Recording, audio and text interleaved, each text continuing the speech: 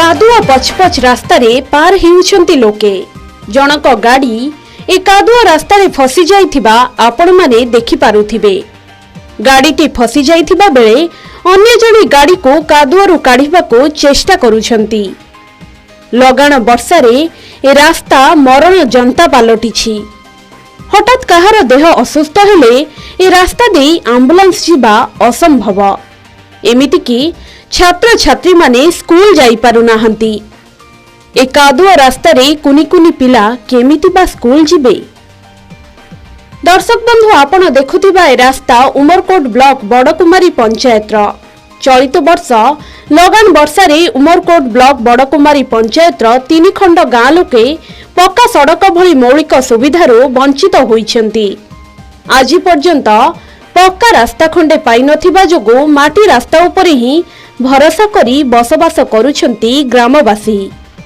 वर्षा दिन रे जड़ाबंध भालुसाही बालिया बेढ़ा गाँ को एम्बुलेंस भली गाड़ी आसी पारु नाही एवं गाँ ठारू 3 किलोमीटर दूर रे थिबा जानीगुड़ा जाए एही गाड़ी आसी पारुछि। फलरे गाँ रो प्राय 2000 ऊर्ध्व लोके नाही नथिबा असुविधार सम्मुखीन हेउछंती।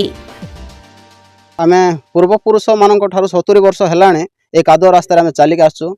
आ भल रास्ता आमे देखि पारुनु सेति आमे दाबी करूछु जेपरि आम भल रास्ता जेपरि हमर 3 किलोमीटर जाए खिटकागुड़ा रो आरंभ करे जड़ाबंद और जानीगुड़ा रो आरंभ करे हमर जड़ाबंद पर्यंत ए दुटा रास्ता भल कर देले आमे बहुत खुशी हे जबो। जड़ाबंद ग्राम बोल न बालुसाई और बालियाबड़ा एंती बास करंती प्राय आमे 2000 लोक बास करूटु। ता आम जड़ाबंद ग्राम रे एक प्राथमिक स्कूल मध्ये अछि। तापर वर्षा टाइम रे कादुआ टाइम रे पिला छुआ स्कूल जाई पारंती नै सर। आ शिक्षक मध्ये आसीबा देरी होइतै सर टाइम रे पहुंचंती नै कादुआ जो। एम्बुलेंस तो आसु नै सर कादुआ जो आसु पार नै हम कोटर बही कि नै सर 3 किलोमीटर जाए। आ अनुरोध करिबु जे कि एमे एबे हमनको वर्तमान बुलाबुली करिवा पई पेशेंट को नेबा पई जा कोन काम करबा को गले भी जमीरे गले भी हमको माने एही रास्ता देई कि जीवा पड़ुछि।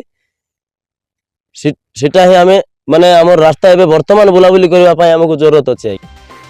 वर्षा जोगु रास्ता रे आंठुए आंठुए कादुआ तेणु लोके रोगी को नेबा आनिबा करिबा कष्टसाध्य होई पड़िछि।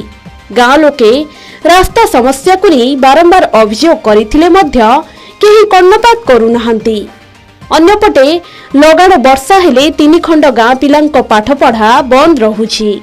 रास्ता खराब जोगु स्कूल को शिक्षक आसी पारु नाहंती।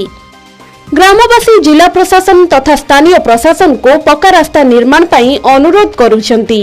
घटना को नहीं उमरकोट वीडियो प्रीतिरंजन रथम को पचारिबारु कैमेरा सम्मुखरे किछि कहिबाको मना करि देइथिले। किंतु लोकंक समस्या खूब शीघ्र समाधान कराजिबो बोली से कहिसंती।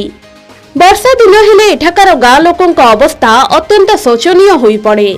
बहु कष्टरे रास्ता पारी होई गाँ बाहर को जानती एमाने।